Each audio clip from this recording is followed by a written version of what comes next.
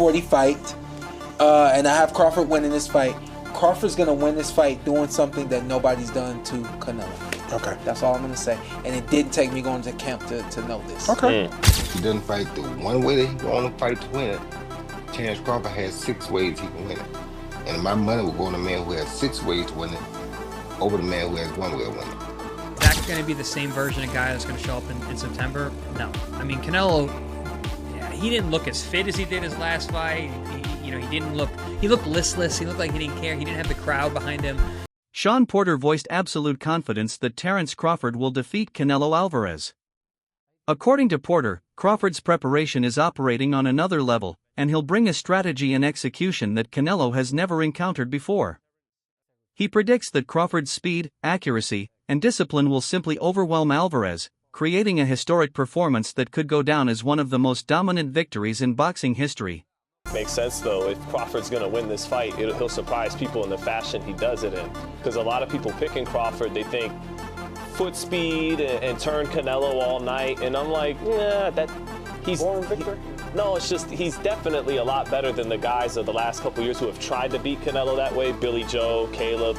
But even though he's better than them, it didn't. That game plan, it didn't work. So it's not gonna look like that if Crawford pulls this off. It's gonna look different than that. To your point. Boxing legend Roy Jones Jr. also leaned toward Crawford, calling him the more versatile fighter in this matchup. In Jones's view, Crawford has 6 different ways to win, all built on his adaptability, ring IQ, and ability to adjust mid-fight. By contrast, Jones argued that Canelo has only one clear path, pressuring forward and landing his trademark power shots. He warned that unless Canelo delivers his absolute best, Crawford's tactical variety will prove too much. For Jones, versatility often wins at the elite level, especially when skill is close but the strategic options are vastly different. In the fight, he does have a chance, and I think he could be victorious. If he doesn't fight the one way that he want to fight to win it, Terence Crawford has 6 ways he can win it. And my money will go on the man who has 6 ways to win it over the man who has 1 way to win it. So you think Canelo has to kind of fight the perfect fight, right? If he don't, he's in trouble. If he does, he should be all good. Let's talk about the weight a little bit, right? Because we all know everything you accomplished as a heavyweight. What is Terence dealing with right now? I don't think Terence dealing with much of anything, because Terence did like I did as a heavyweight. He bulked up to the weight. He been dealing with super middles and light heavyweights in training. If you can deal with them in training, you can deal with them in the fight. So the weight should not even be an issue. Do you think Terence is that one fighter where he could accomplish what a lot of people are thinking is not doable? Is he that one fighter who's just wired and has that different DNA? He is, and not only is he the guy that can, he's already done it. How many 2 or 3 division undisputed champions have we ever had besides Usyk is a 2 division undisputed champ? This dude is a 3 division undisputed champ already, and if he win this, he'll be a 4 division undisputed champ. We may never see that again. See, people don't like to celebrate the reality when it's happening. They'll wait till the person dead and they talk about it. This man is the only 3 division undisputed champion that boxing has ever had. And we're asking, are we wondering, can he step up to a task? Really? Do you know who we're talking about? Comedian and fight enthusiast Aries Spears gave a more historical take, pointing out a recurring theme in boxing's past. When elite Mexican warriors faced top African American fighters, the latter often came out on top. Spears attributed this to slick defensive skills, counterpunching precision, and adaptability, traits that traditionally troubled aggressive Mexican pressure fighters. While he acknowledged Canelo as one of the most complete champions of his generation, Spears framed this fight as another chapter in that long cultural and stylistic rivalry, where speed, defense, and ringcraft frequently hold the edge. You take a top-notch Hispanic fighter, put him against a top-notch black fighter, the black dude usually edges him out. And I'm not trying to be disrespectful to the Latino fighters, because look at the greats. De La Hoya, motherfucking Roberto Duran, Arguello, Felix Trinidad, what's my man's name? Chavez. So there have been legends, but 9 times out of 10, when the top Mexican legend takes on the top black legend, the black dude wins. boxing and basketball is just something that niggas just, we got that wop wop that just, we edge you out. We edge you out. D3AD lost to Hagler. He got knocked out so viciously by Hearns. The rumor is he's still waking up today. He lost he did the no-mas with Leonard. Yeah, no, I've been hanging out with Sugar Ray Leonard recently. We talked De about La that whole Hoya situation. lost to Floyd. He lost to Bernard. He lost to Sugar Shane Mosley. Usually the black fighters edge out the Latinos when it come down to it. So basically, you're saying Crawford's going to win because he's black.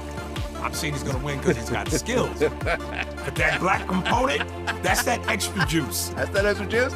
I mean, look. It's like the Batmobile when it's going fast, and then he hits the nitro button, and the flame shoots out of the back of the car. It takes it to another level.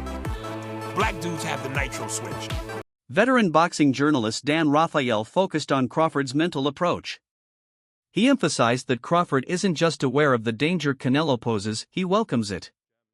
Throughout his career, Crawford has thrived on challenges, using big fights to sharpen his focus and elevate his preparation.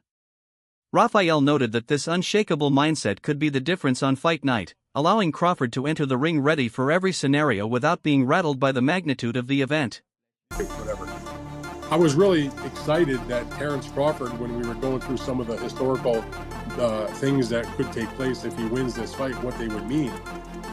And at the end of that part of the conversation, he says, there's a lot riding on this fight.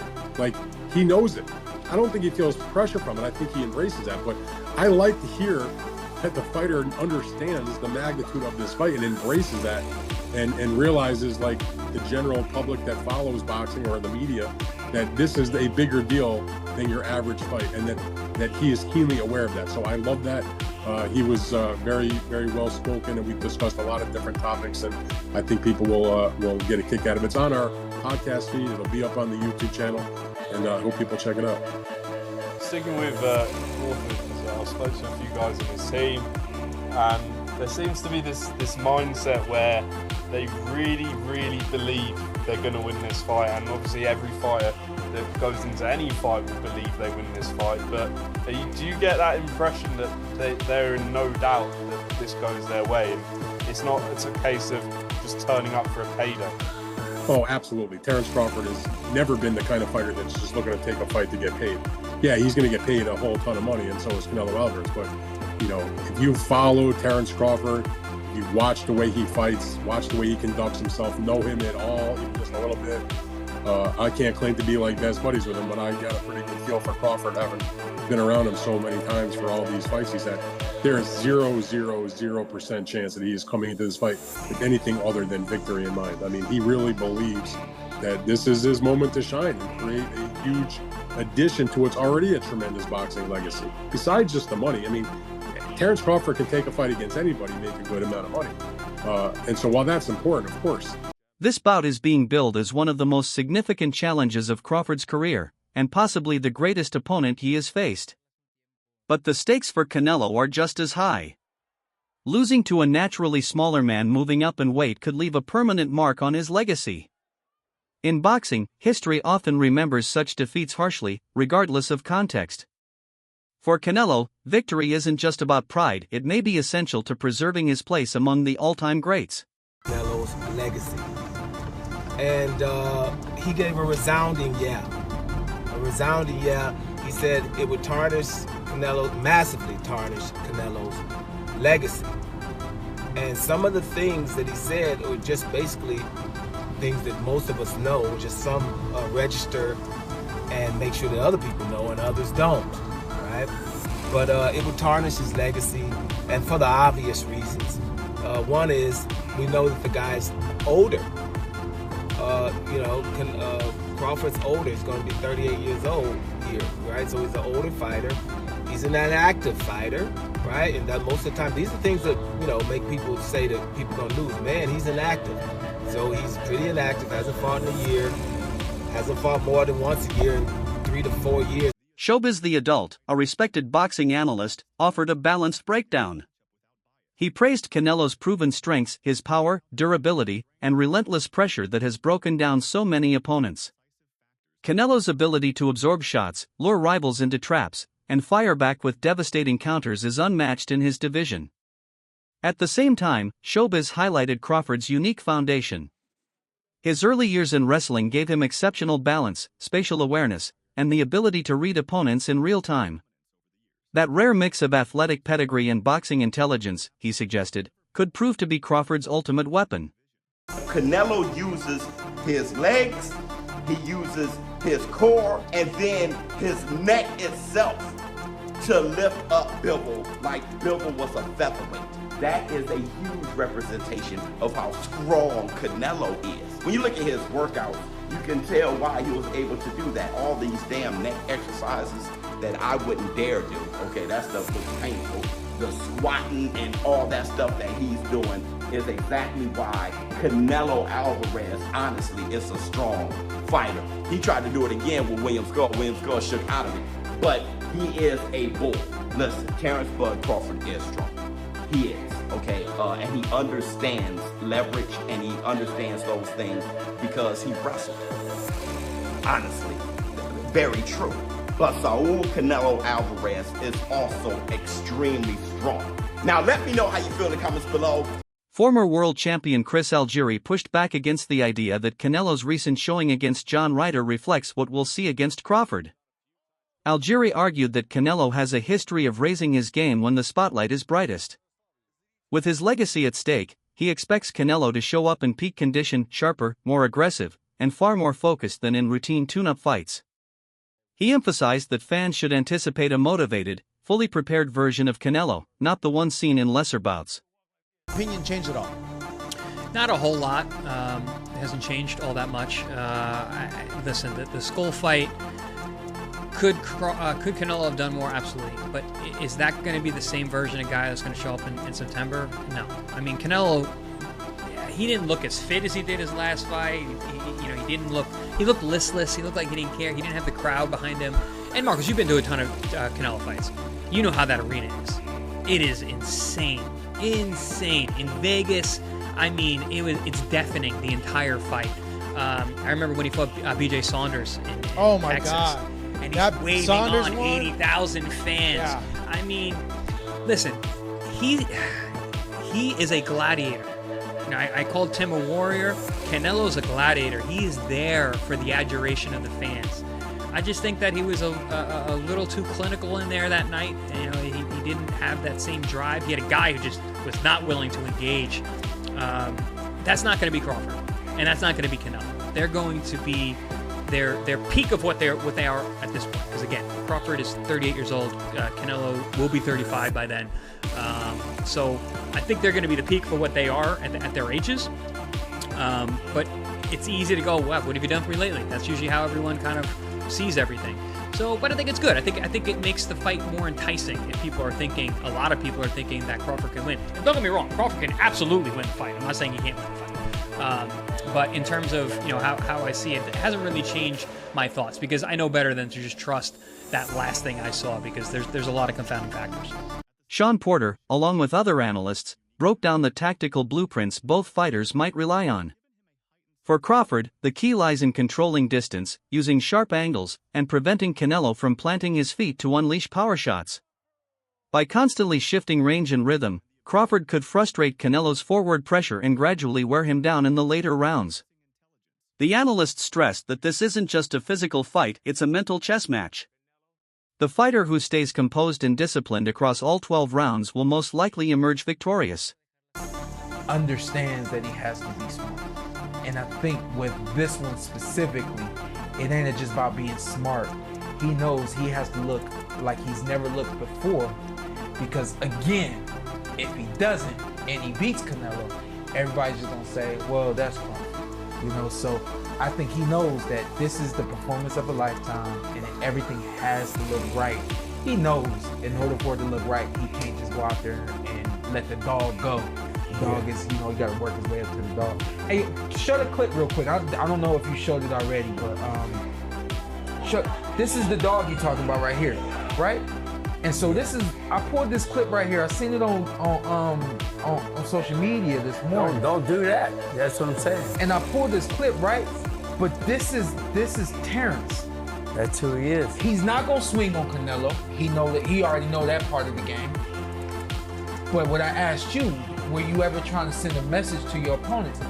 He's letting you know, and it's no act. And that's what I really wanted to show, is that's not an act. No. That's not, there's 30 security guards. I don't know, it feels a little contrived. You think so? I think a lot of people feel it's a little like. Well, I'm glad you used the big word that most of us don't know. Hey, I don't fight as good as you guys. I had to learn some big words, right, to make up for that. Don't look it up. Just ignore. You need big words to get out of fights. You know, you need big words to get out of fights. But you know, okay. So case in point, our guy Hayfeed sitting right there, producer extraordinaire. Fans and media alike have rallied behind this matchup, calling it one of the most compelling fights of the modern era. The stylistic clash is undeniable, Canelo's pressure and raw power against Crawford's surgical precision and adaptability. This is more than a battle for titles, it's a fight that could redefine the super middleweight division and reshape pound-for-pound rankings. What makes it even more intriguing is that it isn't just promotional hype. Fighters, trainers, and seasoned insiders remain genuinely divided on who will win. Oh my God, we just got some absolutely absurd boxing news breaking. Canelo Alvarez versus Terence Crawford, targeted for December or January in the United States. Oh my God. I'm not even lying when I say this is literally one of the biggest combat sports fights of all time. And as I said earlier, it's targeted in December or January, so the build-up to this fight is going to be incredible. The fact that it's in the United States is insane. Saudi Arabia has low-key saved boxing. This is an absolutely mega fight. I was not expecting this at 1 in the afternoon, but here we are. Terence Crawford, Canelo Alvarez, targeted for December/January in the United States. Crazy, crazy, crazy, crazy. Let me know what you guys think in the comments, and click that follow button for more combat sports videos. Wow. Boxing legend Shane Mosley compared Crawford's style to the exact toolkit needed to beat bigger opponents. He argued that even if Errol Spence Jr. returned vastly improved in a rematch, Crawford would still find a way to win, proof of his adaptability and fight IQ. Mosley pointed to Crawford's dismantling of Spence as evidence that size alone won't trouble him. In that bout, Crawford controlled range, chose his shots with clinical precision, and completely neutralized an elite champion. Mosley believes those same attributes can carry Crawford through against Canelo, giving him every chance to defy the odds despite moving up in weight. Still, some observers wonder if Canelo has lost the explosive bursts that once defined his prime. Yeah, you know, he's ready. Right when I seen that, I said Crawford wins. It was boom, everything was, he wins. It doesn't matter if Spence was not strong or strong. He had more of the stuff to win that fight. And Crawford is a game player. He's gonna come, he coming to win. You know what I'm saying? So, yeah, I still say Crawford anyway, but I feel bad that we didn't see the true Spence fight Crawford. If that makes any sense. At 35, with years of grueling battles behind him, Canelo's pace has clearly slowed in recent fights. That dip in output could allow Crawford to dictate tempo and rhythm. However, critics caution that Canelo's natural size and raw strength remain a serious threat. Even Crawford's biggest supporters acknowledge the risks of moving up in weight. Any defensive lapse could prove costly. Ultimately, this fight is a high-stakes gamble where skill collides with power, and precision will be tested against brute force. Well, you could argue Canelo got tactically wrong tonight, because I just don't understand why he didn't use his jab more. I understand that he was conserving energy, he was patient, he was taking it slow. He doesn't lead off with the jab much anymore, Canelo. But really, the jab helps you bring your feet closer and bring them into range, so I don't understand why he wasn't jabbing more. He can't use that much extra energy for him to not be able to use his lead hand just a bit more in that fight. So that was a bit concerning, and you could maybe argue that he knows Crawford's ringside, he knows the fight is done for September. He maybe doesn't want to show him too much, or he wants to give him maybe false confidence or false hope. I don't think that's the case. I think you get rid of Skull if you can, and I'm just not sure Canelo is able to do it anymore at that level. Definitely good enough to beat a guy like Skull. Skull was clearly terrified of the power, but, you know, what does this mean for a fight like Crawford? Well, the first thing I noticed was, in the face-off, and I'm sure Crawford was wearing quite thick-soled trainers, as he quite often does, but the size difference didn't look that bad. It really didn't. That's all for today's breakdown. Stay tuned for more updates. Until next time.